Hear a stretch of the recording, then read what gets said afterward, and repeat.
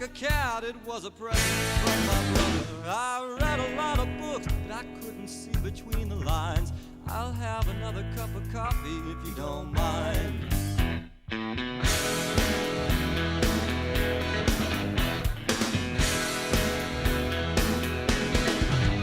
Well, her hair is as black as an alleyway, and it used to be red, and it used to be blonde. Truth is, her hair changes color all the time. I'll have another cup of coffee if you don't mind. I'll have another cup of coffee if you don't mind.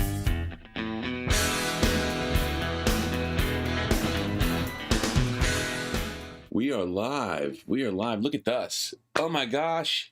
For you people that got here early, I don't hear Paul. Let's see. Let's do that. I think it was a plan. You didn't want to hear me. You know, sometimes you're not really worth hearing. Well, that's true. You know, I got a photo sent to me. You know who Wacko Wade is? You've worked with Wacko, right? Yeah. He's one of the great New Orleans characters. Wacko is the drummer and manager of Little Freddie King, New Orleans blues legend. And he sent me a photo of I guess it was around 6 years ago, when I was playing bass for Little Freddie King. Little Freddie's bass player had a heart attack. And Wacko called me up and he said, "Hey, Paul, you know, our bass player had a heart attack."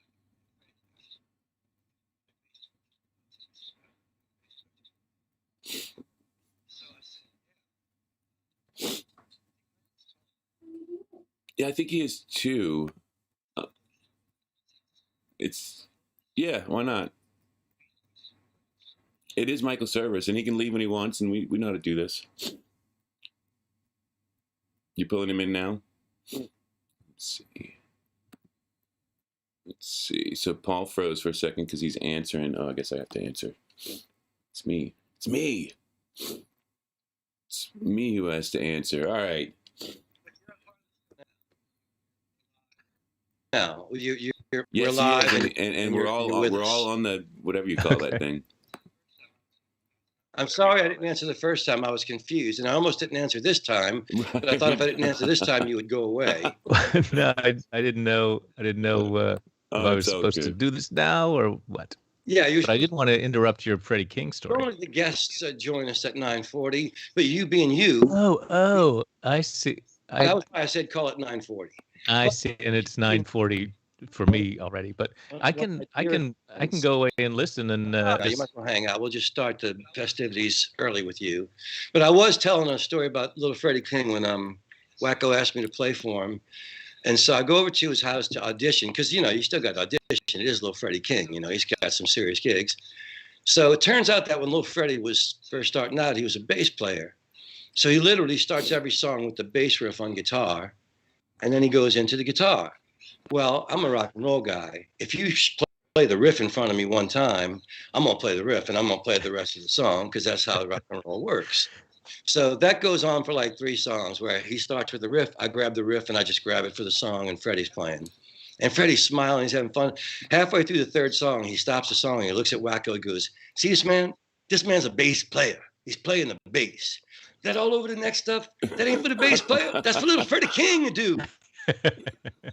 And so I got the gig, and I figured Freddie loves to dress up. You know, he's always got he's got the hat, and he looks impeccable. And I don't want to show him up in nothing because I always wear a suit and hat. So I show up in a suit, but not the hat.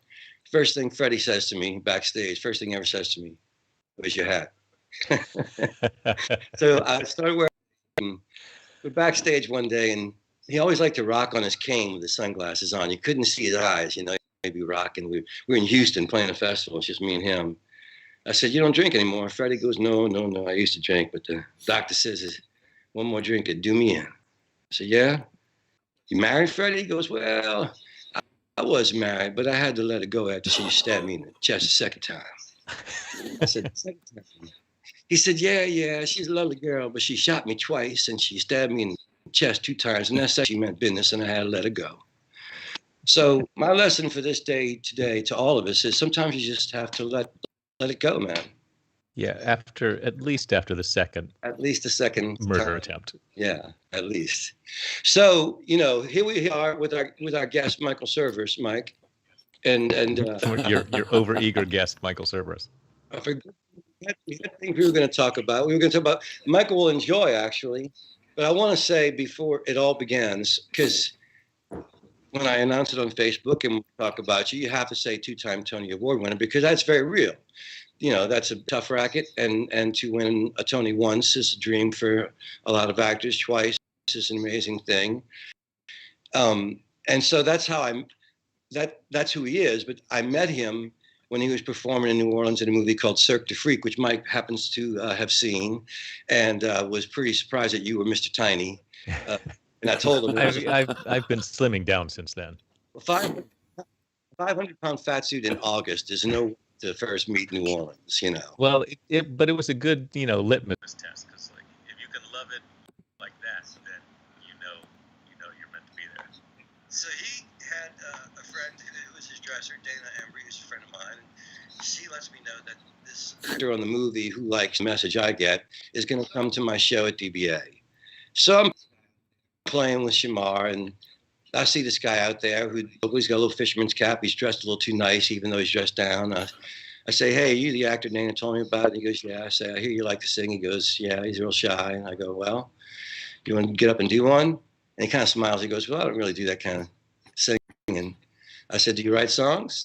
And he goes, yeah, I write songs. And I said, well, why don't you get up and do one of yours? And he went, well, I don't normally do that, but yeah, I'd kind of like to. So he got up on stage with me and Shamar, and he turns to Shamar and he says, I actually don't know what key the song's in. And Shamar goes, that's all right, baby. You just blow. I'll play. And Michael played his song, and Shamar played, of course, beautifully behind him. And I think an instant love affair was born way beyond anything I could offer. It was the intoxicating welcomeness and musicality that New Orleans offers. And you've been a part of it increasingly ever since.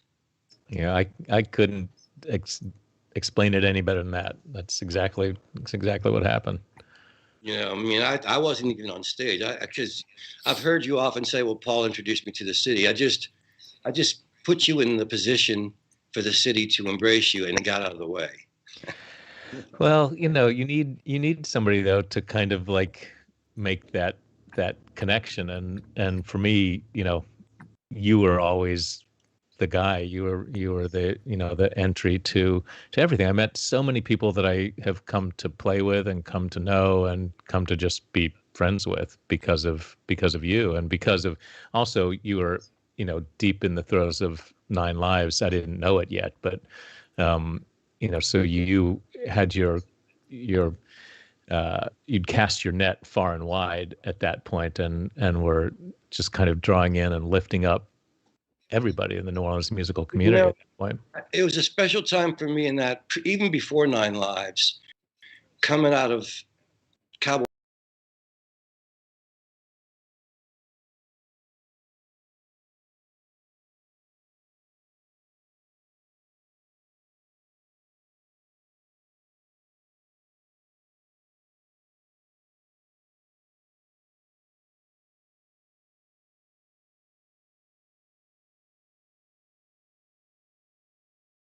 able to use who I had been to help the amazing talent I saw in New Orleans. And they were so shocked that anybody was helping them for free that it created a community. If I called and said I was making a record or had a gig, they were like, yeah, let's do it, man.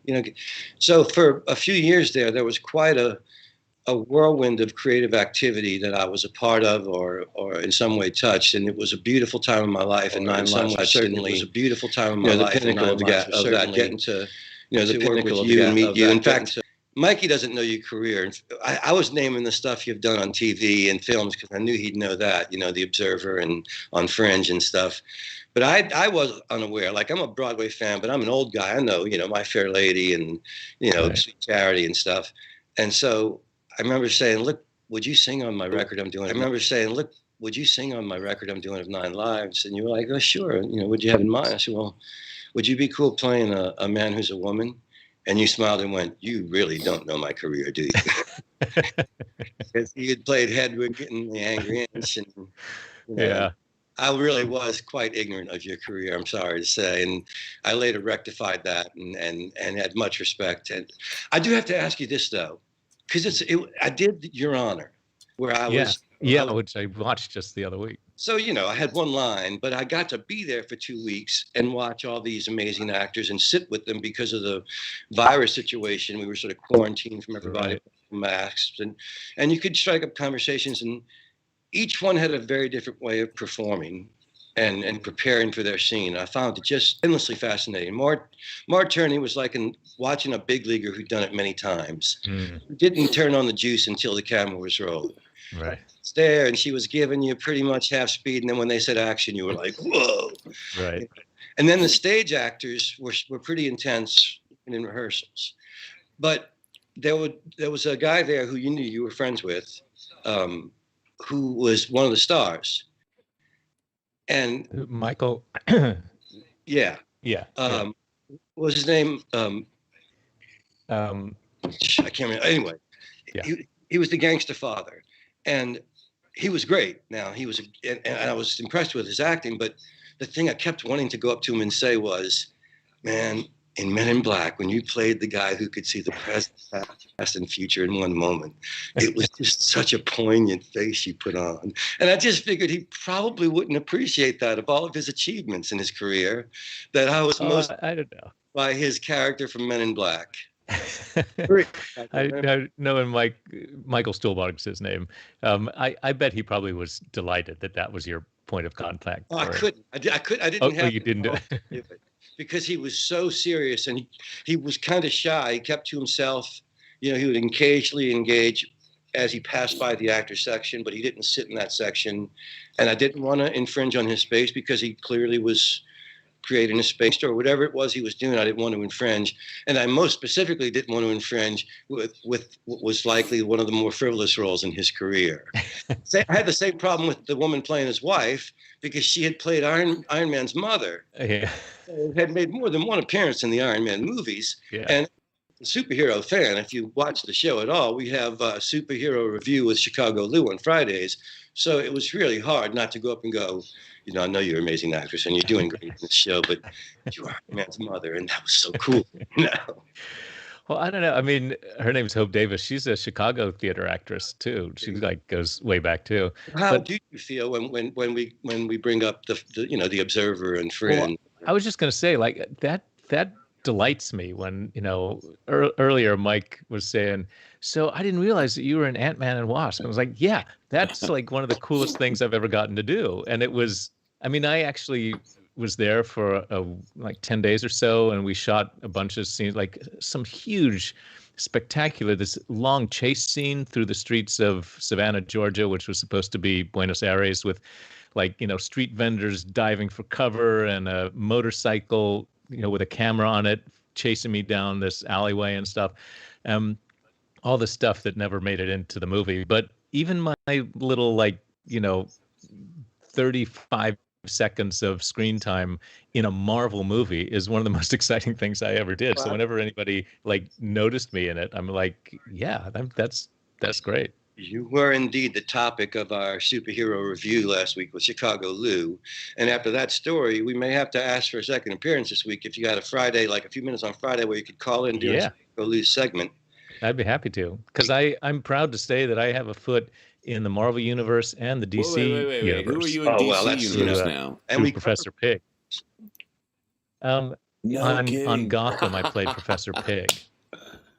Oh, movie magic! Because I'm watching this stuff, doesn't even come across as like, that's I know that guy, and we've been obsessing over Detective Dylan here for weeks now. Paul's Oh, yeah. Yeah. Well, now that they've canceled NCIS, I feel like it clears the decks for the spin-off show. And I want you to know, Michael, that when they're looking for a guy, captain for Detective Dillard, the hard-nosed captain from New York who came down to straighten things out in New Orleans, I'm putting up Michael Cerveris. I'm clearing my schedule. Well, don't clear it too much. But, well, it's pretty clear. I wanted to know something else about one of the things Michael did early on in his career, Mikey. He played Tommy in the original production, and has an acoustic guitar that was a gift from Pete Townsend. That's dope. Yeah. Yeah. Just out of curiosity, That. so it came from Pete Townsend, and it was in one piece, right? Okay. It was in one I piece. had known Yeah, it he long had enough known for it long. So even so, every little dent. Yeah, No he's kidding. performed with Pete many Wow. times, dude. yeah, we used to do on nights after the show or days off sometimes. We would put a little band together with some guys from the band for Tommy and some of the cast and Pete, and we would play the China Club and or sometimes just on a night at this O'Flaherty's pub on 46th Street, Nice. which was kind of our like cast watering hole. And Pete would come with us all the time when he was in town, and inevitably there was my friend Mike was would play like a open mic kind of thing, and Pete would get up and do like 15-20 minutes of No stuff kidding. like Oh my more gosh. often than not. It was wild. I remember sitting in a booth there one night with Pete on my left, Cheetah Rivera and Liza Minnelli on my right at a table in the back of this Irish pub, and just thinking, I don't Yes. understand how this happened, but it's pretty amazing. It's so funny. I was there the night before with that same Michael, group. is it okay It's for so me to talk weird. about what we were doing about a month ago? Yeah, so we were filming Oh, yeah, a yeah. performance for his new record, which I'm guessing you're thinking it's going to come out in April or May. Is what you were thinking, right? June. Gotcha. Well, now it looks so like you will be June. part of season Looks like 2 June. of the Chicky Yeah. Wawa show. We're wrapping up season 1 this week with Johnny Sanso. Oh, cool. When you say his record, you mean Loose Cattle, right? Gotcha. The Loose So Cattle record, It's already yeah. named Yeah, and the Loose everything. I Cattle didn't record. realize that it was his That's name. No, Loose the Cattle. band. Right. The band Right. is yeah, Right. and the record Heavy is called Lifting. Heavy Lifting. Good, great. By the way, I'm just going to say, great stuff. I went through and played a bunch of the songs, mixed a bunch of the songs for the performance, and I'm like, this stuff's great. What do you go in the studio? You guys are great. Sounds great. Right off the stage, studio schmudio. They did a live record previous that was Yes. really good. They're a very good live band. Both he and Kim sing amazingly in tune live. And Kim is a singer that when I first met her years ago, I don't know how many years ago it's been now, but she was unbelievably shy on stage and didn't have much vocal confidence, was a fairly timid singer. And to walk in now and to hear her sing, years later, especially not getting to hear her sing too often, it's one of the more assured singers that I enjoy hearing live, actually. Well, you had a big part in helping her kind of find that confidence and that self-assuredness, because it was funny when I met her, she didn't sing at all. Like I never heard her sing around me for the longest time. And then eventually she was a writer, as far as I knew. And then eventually down the line, I learned that she had gone to college, to Wagner College, sort of intending to be a performer and be a singer, and had one of those teachers that discouraged her from singing, saying, you don't have a good enough voice to ever do this professionally, so you should do something else. And she just kind of took that to heart and believed that was the truth of her. Yeah. And it wasn't until being in New Orleans and us starting to put this band together and stuff. And she used to be so terrified, man. To get on stage took a lot of fortification of various types. Yeah, and you really helped her kind of find that assurance, because it was one thing me telling her, no, you sound great, and but somebody else, As the karmic wheel spins, when I had my 2 throat surgeries in 2018, 2019, and had gotten vocal dystonia, and my confidence was shattered because I lost the ability to speak and sing, she was one of the teachers who helped me on my healing path back. So, wheel spins and we all help each other. Yeah. So I'm looking forward to the Loose Cattle record. The other rock story I wanted to get to before we I forget it was because Mikey's he's a rock fan. I mean, he loves movies and he loves the superhero thing. But Michael also played for Bob Mould. Wow. Yeah, I did. He after well, it was supposed to be. It was the Last Dog and Pony Show record, and he at that time was saying he was done with the live electric band thing, and he was going to do one more tour for that record around the U.S. and UK and Europe, and he, you know, he always plays all the guitars himself on the records, but he wanted to kind of flesh it out for this one last tour, so he added a second guitar player, and it turned out to be difficult for him to have somebody else occupying guitar space on stage, you know, while he was playing, because spent his whole life in, you know, in trios and power trios. But for me, it was just like the thrill of a lifetime to just carry my amps and, you know, set them up and stuff. Right. Like that was thrilling alone, and it was one of the highlights of my life, getting to play that tour. What year was this? This was '98. Okay, because we had played with him. Cowboy Mouth played with him in France in '93. Oh, no kidding. Yeah, I think he was still Sugar then. I think he hadn't gone solo yet. Yeah, probably. And I remember Fred and Griffin and Steve Walters were just over the moon. And I remember getting into the arena and thinking, this is way too loud for me. I'm just going to slip away as soon as they're not looking, you know. It was fairly soon because they could care less if I was with them, you know. Yeah, Paul was already like, he was an old man when he was touring with Cowboy Mouth already. He was just like, yeah, it's loud noises. Get me out of here. I'm going to go sit in the bus. Well, you would like the records because you can turn them down, you know, to your acceptable volume. He's making records now that are as good as his old ones, I think. Paul? Or... Yeah, it was distorted guitars. It just never grabbed me early on. And there was a lot of things about rock and roll I didn't care for, actually. Like, we used to have, to get ready for shows in Cowboy Mouth in our tour bus, Fred and Griff for 6 months, maybe 9 months straight, we were watching the Led documentary, whatever the name of it was, the famous one. And so song remains the same. Song remains the same. And I'd be in the back of the bus, you know, playing beer and playing acoustic guitar. And I'd come in the front of the bus to get a beer. I mean, drinking beer and playing acoustic. Come in the bus to get a beer, and I'd stop a second. I'd look like I was really interested, and I'd go, man, that Robert Plant. And Griff would go, right? And I'd say, hell of a guitar player. And he'd go, dude, you know, he's the singer, man. And then I'd come back up and I'd go, oh, man, that John Paul Jones sure could play the drums. And Fred would be like, on him. And eventually Fred would catch on, and he wouldn't react. He'd just sit there stone faced. He wouldn't react. But Griff inevitably would be like, dude, no, man, he's the guitar player. Well, that'd be like somebody coming up to you and going, man, that Ringo Starr, such a great lead guitar player. Well, you know, you had a friend whose name I can't recall, and I wouldn't want to say it on the air anyway, but we were rehearsing with Kim and a friend who was a little bit younger, and Shamar, and they got into a conversation about how Kanye West was so much more important musically than the Beatles had been. I was like, okay, first of all, the Beatles invented everything. Well, maybe not everything, West but does. And they did it on a 4-track machine. And Shamar was like, yeah, Uncle Paul, he made innovations that the Beatles never dreamed. I was like, Shamar, that would be like saying Michael Jackson, you know, was unimportant because he didn't have digital to work with.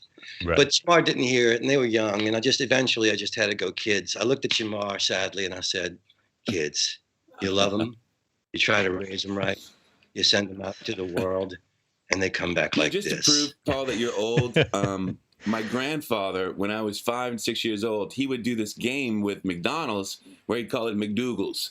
And it drove me insane. As a 5, 6-year-old kid, I was like, it's not called McDougal's, Grandpa, it's McDonald's. He's like, yeah, they sell chicken, right? And I'm like, no, they don't sell chicken. By the way, you don't have to prove that I'm old. I have a driver's license. You know, I know you're old because you already have one of your vaccines. That's how I know you're old, because you already vaccinated up once, right? Hey, man, it's not that hard. Like, you can show up late somewhere. I'm like, what? Well, no, I'm like, calling the people going, don't throw them away. I'll come and pick them up out the trash. You can give them to me there. go at the end of the day to one of the places, because if people don't show up and it's a choice between throwing them away and Yeah, giving but it I'm to not going to somebody wait in the who's parking younger, lot they're every going to give day it to somebody until who's she wins younger. at the end of the day. You know, I mean, I'm waiting for a call, and you know, I guess that's what I figured out, because I did get a call on Friday, like after we finished the show. Somebody was like, "I might have a thing for you later on today," and I'm like, "Great!" And they're like, "I'm going to call you back," and I'm like, "Awesome!" And then all of a sudden, I realized it was like 5:30, and I'm like, "Is that today? You were going to call me back?" And so I reached out, and they're like, "Oh yeah, sorry, not today. We thought we'd have some, so I was getting you ready." So now I realize that game, that's one of those. That's like standby at the airport. You know, that's like. Yeah. That's what happened to me. I got somebody called and said we have to throw a vaccine away if you know, do you want? And I was like, yeah. Don't throw it away, right? I'm coming. I'll be. Don't throw it away. You know? Yeah. Or you can go to Texas and Mississippi, where apparently, you know, the pandemic's over, so they must just have, you know, must have them lying around there.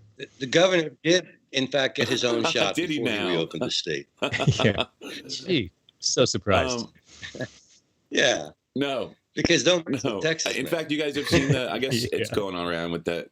Sigourney Weaver's Louisiana, and the two aliens are Mississippi and Texas. So there's a screenshot like from one of the alien movies. I haven't Yeah, seen that. this is That's us. funny. Me and my friend Earl were talking about that yesterday, going, "What the hell are these people? Like, you're so close," and then he's just like, "Screw it. You know, we're just gonna." Well, you know, it's back to the first analogy. The Texas and Mississippi are now the non-peeing sections of the pool. Yeah, right. So I got pee all over me. Thank you very much. Thanks to those three states. Yes. It's funny because it's true. Yeah. It's less funny when somebody So, dies. Michael, when you come back and do your Marvel Yeah. again, now you got to go to Australia. You heard they moved to Australia with all their productions. Yeah, for 5 years. No, I hadn't heard that, He'd really. like to stay there. The funny thing I wonder about that is, I remember like before the pandemic, there'd been, maybe it was a few years back, Georgia was doing some shady, weird stuff, and all the corporate entities were like, hey, we're going to pull out of Georgia if you guys. Yeah, because everyone was hoping so it was they going to took move the back opportunity during New the Orleans. pandemic to run over to Australia, and they say, well, they're handling the COVID better. But I mean, imagine, Australia, you got to, maybe part of it could be the paparazzi and stuff as well. Maybe there's, well, maybe that half the actors that work in movies and TV are Australian already. I just wanted to be close to the you know. Hemsworth kids, Let's just hang out. So Thor could be in every movie. We're going to go to Australia. Yes. Yeah, exactly. Well, my character in Ant-Man, Elias Starr, if for people that know the more deep cut Marvel stuff, he actually survives that accident in the comics and becomes Egghead later in the comics. So I'm hoping that, Wouldn't that be something somewhere if you down the like line Egghead? something like that might happen. Well, then Downey Yeah, it would and be all awesome. I'm talking about being in the airport. Iron Man. That was the all the movies he did before his whole career. None of it mattered until he was Iron Man, and then man, we can't walk anywhere without that. At that point, you need like the presidential security team or something like that. Once you're Iron Man at that level. Yeah. I was thinking about that movie he did, Tropic Thunder, not long ago, and we were talking about, could you do that movie now with things that are going on, where he played actually the black character, yeah, right. it was funny because Jamie Foxx was talking about it, and he was just saying, this is just how we do and all that stuff, and he thought that, because I think he had called Jamie and said, man, I got this, this part in the role. I don't know if I want to take it. It's, seems whatever. And Jamie said, go for it, man. And I think I'd heard him talking about it, going, yeah, I wouldn't tell him that now. I'd be like, nah, what you trying to do? End your career, man? Yeah, exactly. I don't know how well this is going to work out, but I also wanted Mikey I wanted to have a complete overview of your career. So, respected Broadway star, he's a superhero. He's played in Law and Order, but he was also in the television series Fame. So, check out, if you will. No, I was going to say. That's not me. Well, let's check it out. That looks like the kid from Fast Times. Oh, it is. That it is Rob Romanus. Yeah.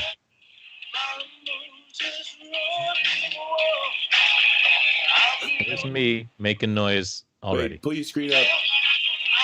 There you go.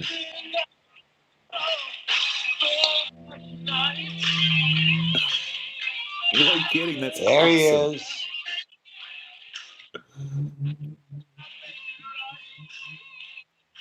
The fact that my hair was like that then is like it it's is just now. like you had a reaction. Like, you know what? I'm not. It's just like We're out my of hair here. was like, if this is what you're gonna do, we're out of here. Well, it works well for you. That is so amazing. What movie is this, Paul? Is this just a YouTube clip, random? Fame. This is Fame. Oh, from right. Fame, the TV series. I thought, I was thinking of that new movies in the 2000s. It was a series after That's the right. movie. This was in the 90s, right? I would imagine. Was it 80s? Yeah. This Gotcha. was 80. Now, I love the first 87. Fame movie, which was done by the guy who did Midnight Express. Alan Arkin, right. And, Yeah, Alan Arkin. I just love that he was able to get away with making that movie. They really did not want him to do it that way. They wanted it to be more accessible, That's great good stuff, man. It's funny, the guitar playing, we would go in, that job was so fun because, one day you would be just being like an actor. Some days you were basically in the background because, it was an ensemble cast. So some weeks the story was more about one character, some weeks more of the other. So sometimes you'd be essentially just an extra, and then other weeks it would be all about your character. And then one day you would be in the dance room learning choreography, and the next day you'd be at the record plant recording, tracks before, to sync with later. And we would usually, I think we almost always recorded everything and then lip synced to our own voices later. And they, I wanted to play the guitar parts, but they had these really good LA session guys playing, and I was never, a soloist like my character was supposed to be. But I was determined to learn it as close as possible so I could, fake it really well. And most of my attention in all of those things was just like getting the fingers right. And it was good, when people would say, "Oh man, I saw you playing on the show. It was really amazing." Like, yeah, thanks. Don't ask me to do that, but yeah, thanks. That's awesome. That you got. What are you, like 28, 29 years old? Yeah. That's great. That's fantastic. Yeah. Oh, 26, I guess. Yeah. Some of the people in the chat are saying that they're old enough for Fame. Yeah. So that's the audience we have here. They actually remember watching it on television. Yes, that's. I think Mikey would appreciate your car story of your beautiful car you had award show. So I'd never owned a car before. I grew up in West Virginia, so I drove my family's car. I learned to drive stick on the mountains of West Virginia. So if you can do that in a Volkswagen Beetle, my mom's Volkswagen Beetle, and then I went away to school and didn't need a car. And then I moved to New York and I didn't need a car. So LA, when I got this job, that was the first time I'd actually bought a car and owned a car. And I just wanted to get something cheap. And I hadn't been in LA long enough to realize that, you are what you drive out there. And in the end, this was probably the right choice given that too. So I got this 79 Honda Accord that the front bumper fell off pretty soon after I got it. And at a certain point, the driver's side door lock, something happened and it wouldn't stay closed. And it was a stick. So I would have to drive with my right arm holding the door closed and my left arm on the wheel. And then when I had to shift, I'd have to like really quickly just shift and then grab the door again. So the first Christmas, the Fame cast is going to be part of the Hollywood Christmas parade. And we're on the KTLA float and we get to, go through downtown LA and pretend that the palm trees are covered with snow and all that. And afterwards, there's like this big party thing. And it was all like you had to have a parking pass to go in, to drive in, to park your car, to get on the float, and it was all, heavily controlled because there are all these big, huge Hollywood stars. Like Jimmy Stewart was there, which was such a thrill. I almost went over to shake his hand and I didn't, and I've regretted it ever since. But big stars were there. So you drive up and you give the valets your car, and there's BMWs and Mercedes and everything driving in before me, and then my little Honda Accord, which also I had to put a quart of oil in every time I filled up because it would just burn off oil all the time. And when you started it up, it made this huge cloud. So I'd pull up and the valets are like, "Are you sure you belong here?" I'm like, "Yeah, I'm part of the show." So they take my car. We do the parade and it's great, and we do the party afterwards and it's great. And because it's LA, they have this little tent thing where you exit from the party because, God forbid, the mist should get on the heads of the Hollywood elite. So there's this little tent kind of enclosure, and the valets would drive your car up to you, and then you drive off. So I'm standing there, and fancy car by, and I'm just thinking, man, this is going to be amusing when my car gets here. And sure enough, they had just started it, and it was still belching smoke when it pulled into this little tent thing, and nearly brought Hollywood to its knees by carbon monoxide poisoning all of the elite. And it comes in looking around like, who the fuck's car is this? Like what?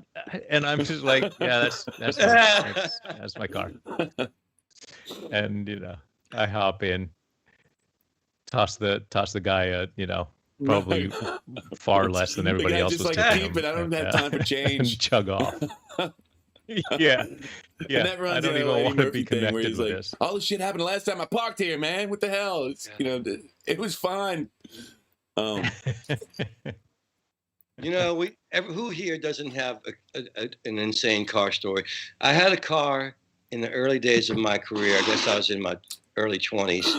It was called Fang. It was a 1966 Impala. And I called him Fang because he had run over a parking embankment and his license plate in the front hung down like a fang. Now, when I bought Fang, his hood hinges on the hood were broken. And the lock on the hood was broken. So the hood was held on by a rope that was tied around the old lock in the front. And if you went fast, the rear of it just kind of lifted off the thing. And the lights in Fang, the grill work had gotten smashed out in the wreck. So the lights just kind of hung on by the wires. And at night, they just sort of danced around. The lights just shined around, And so we were on the way to a gig in Hammond, driving over the Manchac Pass to play the Strawberry Festival in Hammond.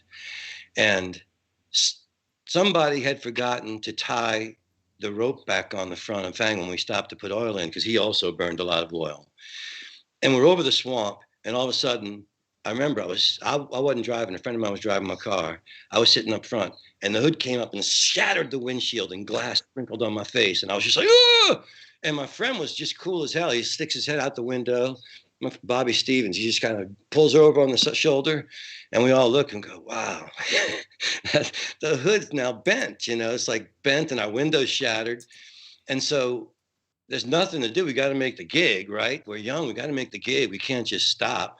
So we get tools out of my trunk, and Bobby takes the rest of the hinges off and we throw the hood into the swamp, and we play the Hammond with no hood at all and a shattered windshield. All 5 other rides home except for me and my harmonica player John Herbert. And now we're driving back to New Orleans, and it's like midnight, and I got a shattered windshield.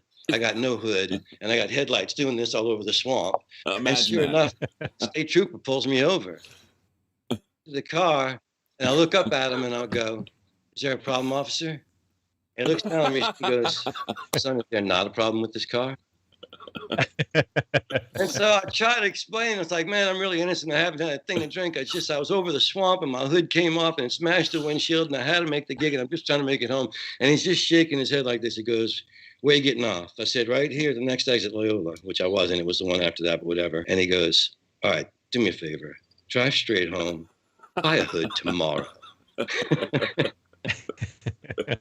So I got out of that. It was 1978. I'm sure that wouldn't happen today. You had mentioned the blue bug. Yeah. A buddy of mine, when we were in school, like I had this orange, like Capri, which is basically like a Mustang, but it was a hatchback, so it wasn't really a Mustang. It was like a wannabe. But anyway, the thing that I loved about his, like that car, you just push it, and it's easy to push and pop it into gear, and you're off to the races. It's like almost nothing stopped that car. It was crazy. The fact that you know that's like a criteria for a car at a young age is that you can push it, right, pop especially it the into gear Volkswagen. So by I mean, yourself. and they're so light. You can do it by Yeah. yourself. You didn't even need any help. You can do it from the driver's side. Jump in the thing. No. Yeah, Carmen Gia. Carmen Gia was famous for it. My brothers had them, and I had to pop Yes. them in the gear for them many times. Well, after that Accord, I got a '69 Dodge Dart that I bought from one of the Blasters, actually. Nice. Dave or Phil Allen, I can't remember. It had been like their aunts or something, and literally like a little old lady from Pasadena had this car for years, and it was that thing. Like I had to put water in the radiator like every other time I filled up and oil in it, but short of putting a bullet through the engine, Right, like it's nothing was crazy. going to stop it from I love running. cars like that. You know? We had a Cressida, or it was Yeah. one of the upper end Toyotas, but it totaled out twice, and I still never fixed it, and it still ran again after I totally it out twice. And the insurance company's like, we're just not insuring it anymore. I'm like, why? It's great. Yeah, they weren't having it, but they weren't having it. They were like, no. We totaled this thing out twice. They caught on after the second time. They're like, didn't we do this car already? No. Yeah, maybe. I don't know. I bought it back, so it's still my car, and you insured it. So anyway, it is kind of funny. They would make you buy back your title from the company, the body company. I don't know if you know how this works, but they, if you don't want to have your work done, this is back in the 90s, you don't want to have your work done, and it was totaled, you had to go to the guy and go, hey, man, I don't want to get the work done, but I'll give you $100 if you let me take my car. And you'd be like, sure, give me $100. And so you take your car, just drive it, really, get it insured again, and it's like, yeah, it's fine. Who cares what it looks like? The windows doesn't go up and down. It's half window. It stayed like that for about 2 years, where the windows were just stuck at the half point. If it rained, it'd be like we're taking the other car. But as long as it was sunny, I could take that car to and from work. This is what it's like to be in your 20s back then. I'm sure it's much the same way these days, where you don't have any money, and you're just like, whatever, let's just get by. I don't think I ever left that period. Paul used to love my Chevy Blazer that I was a classic. used to drive, and probably was like high most of the time I drove it from the fumes that were leaking into the. You spoke of that Honda Accord from the 80s as if it were a thing from the past. We're talking about when he first came to New Orleans in what year? I mean, when you first moved to 2008. So we're talking 2008. That's recent. And this thing was a hazard.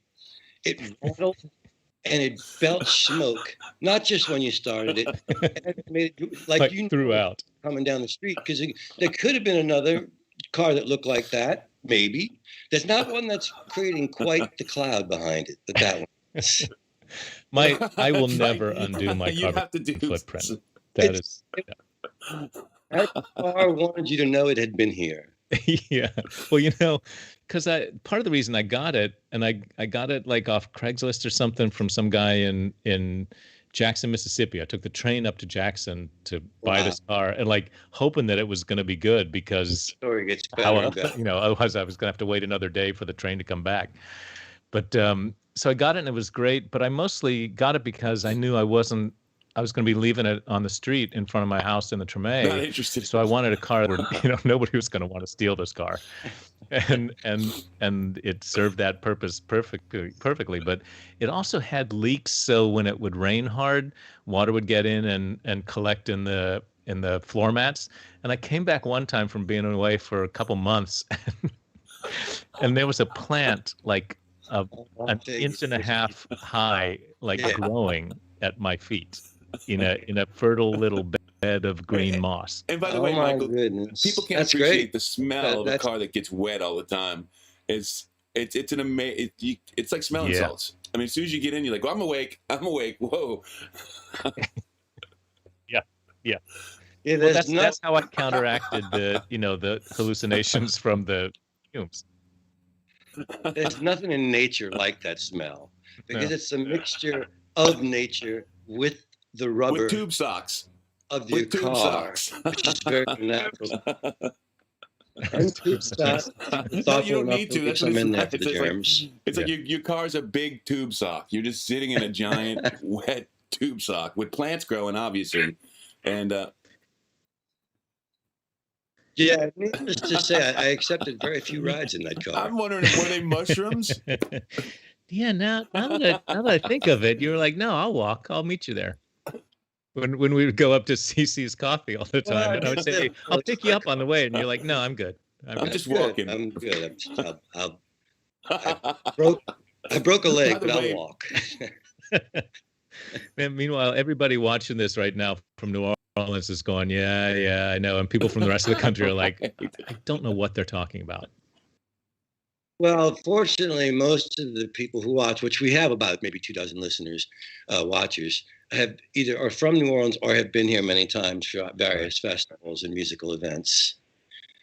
As we do not represent just each other, but the city itself Really and all quickly, that one it of our writers, represents. Mark Yeah. Membrulli, got on, and he said something very important, that these days kids don't, these stories that we're telling, like people buy their kids nice cars now. Like he's saying, he had a friend who bought him, some 2016 cars, whatever like that. We were in great shape, but they don't understand what we went through, where you have a car that you keep together with Scotch tape and you got like 3 bottles of oil in the back. That's an important part of growing up that kids today just yeah. are not, Yeah. My first car that I had was a 63 Fairlane that I bought from my then girlfriend's brother for $75. The dashboard was solid metal because that was how they made them. So if you got in a wreck, your face was going through metal. And it was a stick on the column, 3 on the column, but it had broken off the column. So I used to put it into gear and then put the stick shift next to me on the seat. And it also had a hole because it was a metal bottom, and it had a hole on the passenger side of the floor so you could see the highway going by. And my So girlfriend, the Fred Flintstone mobile. LSU at the time, so we'd make the trip to LSU with the highway flying by, and she'd be sitting close to me. I'd be like, "Get off the stick! I got to unshift." Stick it back in the column, man. That was for $75. He wound up buying it back for $100 and fixing it up. And then we broke up. Not unsurprisingly, she wanted somebody more stable she could have kids with in the future, and I had a life to see in music. But we did wind up getting back together 36 years later. That's a beautiful Oh, wow. story. My wife. Yeah. By the way, guys, That's apparently we amazing. could do a car show every day because people are telling us how much they love the car stories. Like, you guys can do this all the time. Car stories. We love the old car stories. You remember that It was NPR we show just talked Car about old Talk? Did you cars ever and stuff. listen to that? Yeah, it was great. It was these guys Heavy from accents. Boston, with these, serious Boston accents. And they were amazing. They would have people call in, with their car questions. And these guys could, like, from the people's description of the sounds that the car was making, they would actually, like, be able to diagnose stuff. It was pretty amazing and pretty hilarious. If it was our talk show, I know nothing about cars, but I can tell you that Fang was such a piece of crap that and he didn't have a heater. On cold winter days, I'd pick up a friend for school and tell him to drive so I could take the old milk cartons and pie containers in the back seat that we kept and make a little fire in the back on the floor to keep us warm on the way to school. I could tell kids how to do that. I don't So, know Michael, how you have to tell me, useful that were would these be. car talk guys like classic, what you got there when your car, listen up, the problem with the car is, wait, give me the sound again. So, yeah, I could do that. I don't even have to have exactly. any good information. I could listen to those guys all day just talking about. Yeah. No, you didn't have to Just know hear or them even care about the actual details of the car. I do love the accents. I have a friend up there I met on a movie that in 1989 I was working on a TV show called Against the Law, the first TV show ever on the Fox network. And it got canceled after 3.5 episodes, actually. Like fourth episode in, they just canceled it halfway through and went, we'll be back with this thing called The Simpsons. It's cool. Soon. Yeah. But I was up there and I met this guy. We're hanging out, and he was a nice guy. And he goes, "Oh, I was raised on Martha's Vineyard." And I go, "Wow, I hear that's all rich people. So your family had money?" He goes, "Oh, no. We didn't have money. We weren't one of those people. My father was the harbor master." And I said, "Oh, well, that sounds like a cool job. What's that?" And the other two guys from Boston looked at me. And my friend Steve Brennan goes, "He was the harbor master." I was like, "Okay, the harbor master. Master of the harbor. What does he do?" And he goes, "With the boats, Paulie." And I went, "Oh, he was the harbor master. I got you. Gotcha. He was the harbor master." Keep going, fellas. I was just working up in Newport, Rhode Island and I don't think I've ever like really spent any time in Rhode Island, any place, and I didn't realize it's so close to Massachusetts and everything else up there. So they all sound like that. Yeah. The people that all the locals that you meet, and it's a big My friend Barry Birnbaum, Barry and Nancy. Yeah. They took me to a wedding there to play for their nephew, and met people from the Rhode Island area, and they sound like Massachusetts folks. Yeah. I'll go. I'm sure if you say that, they'll be like, "Hey, man, that's not true. We don't sound like that." That's like being down here. Exactly. But that's like when I was a kid. Not a kid, but back in whenever JFK shot here, well, I guess I was still young. I was in my 30s, and they hired me to read lines with Kevin Costner because he was playing Jim Garrison. Uh-huh. So I'm reading with him for like a full day, and he seemed like a pretty friendly guy. But so actors can seem friendly. But at one point, we even got stopped by this young couple on their honeymoon, and they didn't recognize him. They just ran up to me and they go, "Would you take a picture of us?" And I handed the camera to Costner. I said, "He's better with cameras than me." And he liked that. He smiled, and he took that picture, and they went on their way. And I was correcting him on stuff like he didn't know how to say Tchoupitoulas, because really, who would? Right. And he was saying Huma instead of Homa. And so we kind of got to be like, I felt friendly with him. And so at the end of the day, I said, a lot of Hollywood actors come here, and because it's the South, they kind of go with that foghorn leghorn thing you're using. Now, I heard later from my actor friends like Carl Palmer that I could have used a softer analogy than foghorn leghorn. That he probably stopped listening at that point. And already started playing on which producer would fire me. That foghorn leghorn thing you're doing is really not really how we talk. And he bristled and he said, "Well, Jim Garrison isn't from here." I said, "Look, man, Jim Garrison might not be from here, but he's been here like 40 years. He sounds more New Orleans than my mama does. You might want to think about going with a New Orleans accent." Well, he had me fired for that indiscretion. And, or rather, I was never asked back to read with him. And he went with Foghorn Leghorn in the movie. And, I'm just saying, we talk like we're from Brooklyn or Jersey, but really slow. Right. Well, we've been corrected by somebody from up that way. They said that the accent is really a south of Boston, Cape, Rhode Island accent, y'all, not... Somebody would correct you. You can't just... That's right. She says... man. Yeah. It's not just music. There's a lot of pride in those. Accent is a club badge, too, Yes. Yeah. This is who I am. I know. Yeah. You remember the Big Easy, Paul? Remember when the Big Easy came out and everybody was like, "Oh my god!" Yeah, right. Or Dennis Quaid again for his mixture. He couldn't decide whether he was a Cajun detective or a New Orleans detective. So it was like, well, yeah. It was it was a little confused, but I mean, his heart was in the right place. In fact, Often his penis was too. Nice. Well, that seems that the penis stuff, that's always a nice thing to go out with, is that the penis stuff. Yeah, well, when you only have 4 minutes left in the show, you want to bring up penis. Yeah, I mean, right. what do you follow this is cars the with? Show, right? Yeah, you right there. You left me speechless. What can I say? Well, I want to say I'm glad you called in early because it was fun. In fact, it makes me realize that from now on, all guests will be calling in early. And you can blame me, the Cerveris. I'll say it's new. It's a new Michael Cerveris format that we're using, but it sure was a lot of fun. And I really got to share with my friend Mike Mayhew some of my favorite Michael Cerveris stories. Which, of course, again, your feats on Broadway are well known and certainly worth talking about. The fantastic plays you've been in, but like everybody, you struggled on the way there, and you did a lot of different things. You know, having a car with the smoke belching and playing with the band, and playing in a pub with Pete Townsend is just fantastic stuff. So thank you for sharing all that with us. And Yeah, those are the stories I don't get asked about, so it's a lot more fun. Well, see, our show is about fun and shenanigans more than it's about technicalities. The first time we had Eddie Ecker on, he tried to be technical. We said, nah. Yeah. Life's hard. Let's make people laugh and have having fun. a good time. So we appreciate you taking time out of your day.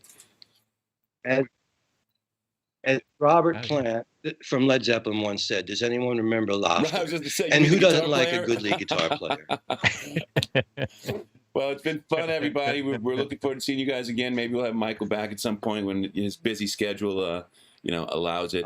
And of course, we're going to keep our eyes open for the new record, everybody. And when we put these shows out and things, and if you've got anything you ever want to push, we have about 18 people that watch us weekly that we can make sure that they know about it.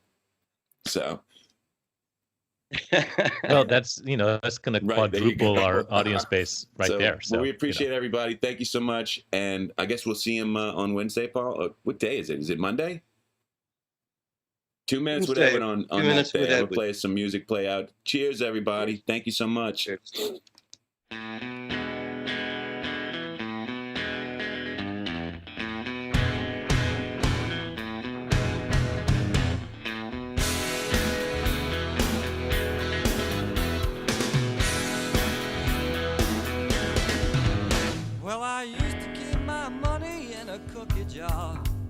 It was shaped like a cat, it was a present from my brother. I read a lot of books, but I couldn't see between the lines. I'll have another cup of coffee if you don't mind.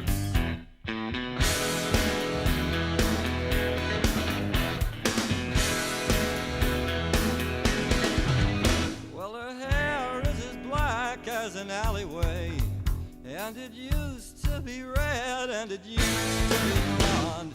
Truth is, her hair changes color all the time. I'll have another cup of coffee if you don't mind. I'll have another cup of coffee if you don't mind.